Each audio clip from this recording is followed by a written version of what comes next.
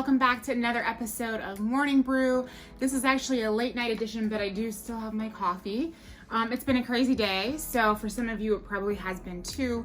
If you're new around here, we do these short little 5-minute chats about business and like tips and tricks and ways that you can kind of reach your full potential with your permanent makeup business. So what I want to talk about today is the number one thing that is holding permanent makeup artists back.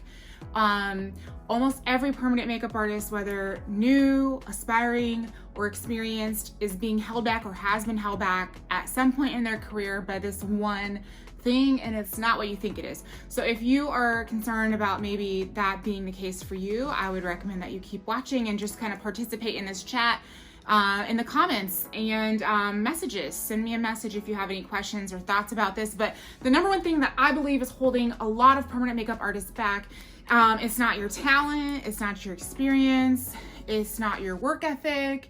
It has nothing to do with what you're actually doing or not doing. It has everything to do with your confidence, and more specifically, a lack of confidence. So when I talk to people and I look at their businesses and I sit down with them for coaching, when I look at students or even my own staff, we have ebbs and flows, especially when we hire someone new. And I'm like, what's going on? Let's kind of analyze why things aren't going the way that we want. Whether that's not getting enough clients, whether that's, not being active enough on social media, whether it's just truly feeling like you're not good enough. When I break it down and we really peel the onion back, a lot of the times it's all boiled down to lack of confidence. And I know that seems overly simplistic and you're like, no, not at all. My problem is that I don't have any followers on Instagram, or my problem is that I can't find a client who wants to pay me my price. A lot of that, if we keep digging deeper, really it comes down to a lack of confidence.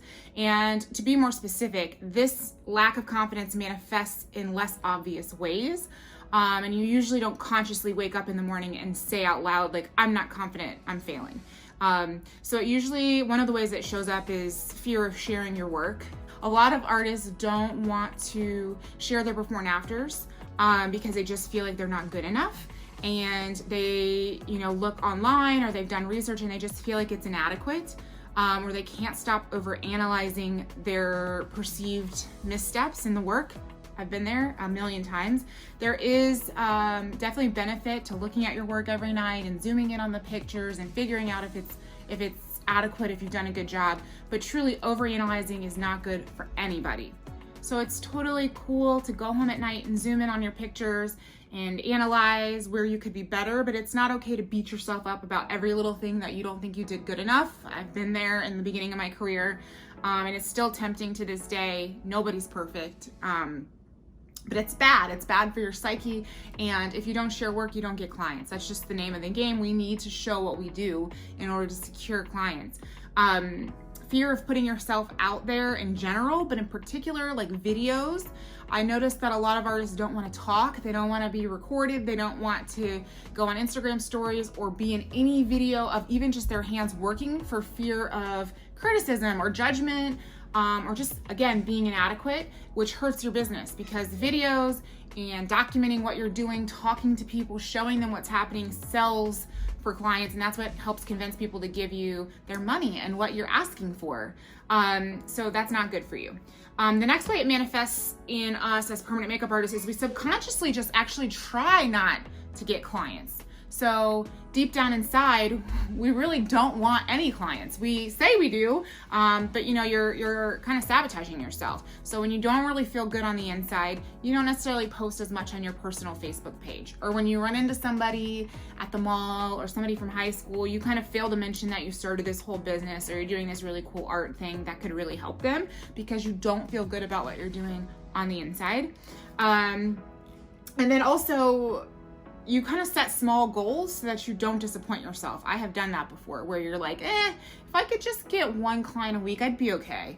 Or my initial goal when I first started was like, well, if I could just make enough to cover daycare so that I don't have to pay for that, then I can just stay home with my kids and then it'll all wash out. That's a small goal. If that's your goal, that's great. But for me, it was a small goal considering what I really wanted.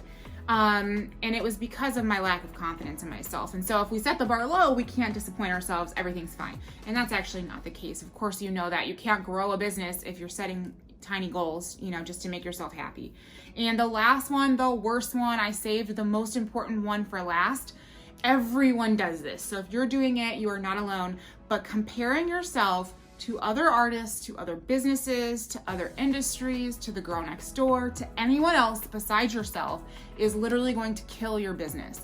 And like, this part's super important. It will kill your business. So if you are staying up at night, constantly looking at everybody else, if you are looking at your trainer's work and feeling like you're not good enough, the person who took the class with you is doing better than you, if you spend time comparing yourself, whether consciously or subconsciously, you have to really think about this. You are killing your growth. Even if you're doing okay, if you're still doing this, you could be doing much, much better if you stopped. So you have got to find a way to stop doing that. And for me, what I have to do is take a break. And that's what I'm going to recommend for you. So when I'm feeling like, this happened to me recently, there was another business owner, not even related anywhere near here, but she just seems to be 100 steps ahead. She's just killing it. She keeps thinking of stuff that I wish I thought of, or that I had an idea for, but I didn't know how to execute it. And then she just did it with perfection. You know, in my eyes, everything's great. I have no idea what she's doing, you know, on the inside. I have no idea if she's making a profit. I have no idea if she feels good about what she's doing, but in my mind, she is perfect and I'm not. And I reached a point where I had to stop looking at her stuff, and it really helped me. So my tip to you is to take a break. If you are following any accounts that make you feel bad about yourself or your work, whether they're doing a great job, it has nothing to do with them, but everything to do with you. If they make you feel just gross, like I don't feel good, if you feel down when you log out of Instagram every day, you have got to stop following those accounts, at least temporarily. So unfollow, mute, do whatever you gotta do, every account that makes you compare yourself to somebody else, and take a break completely from social media if you have to. The only accounts you need to follow are the ones that actually add value to you, to your life personally, and to your business. So if you look at it and it's helping you, keep at it. But if it's not, you gotta take a break, okay? So that's my advice. Hopefully you feel like these morning brew videos add value to your life. If not, take a break. But if they do, watch more, engage more. Let me know what you think about this in the comments. I'm here to help and also to learn. So I'd love to hear your thoughts on this and how you deal with comparison and lack of confidence and fear of putting yourself out there. And if you have any questions or you can think of a way I can help, I would love to, and I will see you guys in the next video. Bye.